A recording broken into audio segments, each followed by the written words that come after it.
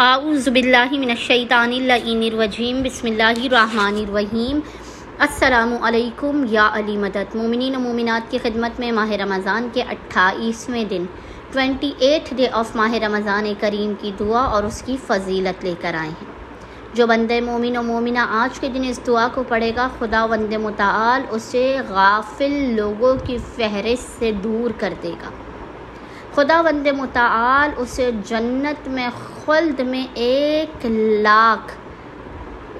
लाख नूर के शहर देगा और खुदावंद मुताल उसे उस जन्नत के महलात में याकूत के तख्त देगा और वो तख्त ऐसे होंगे कि जिस पर एक बीवी जो कि हूरुल ऐन होगी वो बैठी होगी।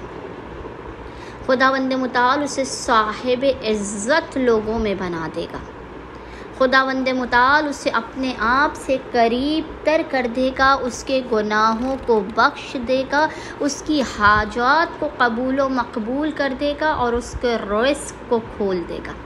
माह रमज़ान करीम के 28वें दिन 28 डे की दुआ इंशाअल्लाह ताला मोमिनीन को स्क्रीन पर लिखी हुई नज़र आ रही होगी और वो दुआ है बिस्मिल्लाहिर्रहमानिर्रहीम।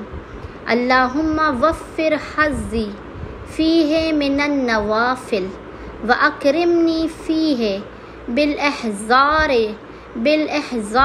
मसाइल व क़र्रिब फ़ीहे वसीलती इलैका मिन बैनल वसाइल या मल्ला यशगलुहु इल्हाहुल मुलीहीन।